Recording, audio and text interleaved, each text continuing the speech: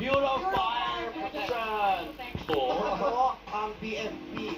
Okay, magtanong tayo rin sa mga taga-BFP. Kunin yung mga staff. Si Kuya, ano pong pangalan nyo? Matthew Celis po.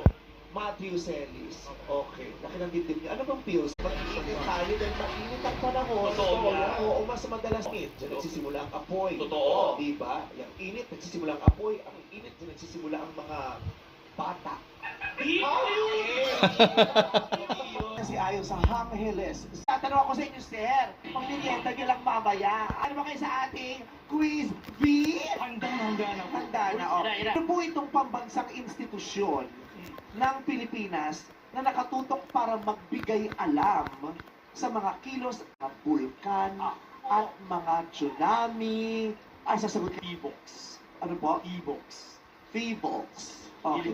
Philippine and Seismology. Sige, ano pong ibig sabihin ng FEVOX? Philippinology and Seismology. Philippine Institute Volcanology and Seismology. Seismology. Seismology. Ayan. FEVOX nga yung tinutukoy natin na pambansang institusyon. At FEVOX ay Philippine Institute Volcanology and Seismology 2000 people!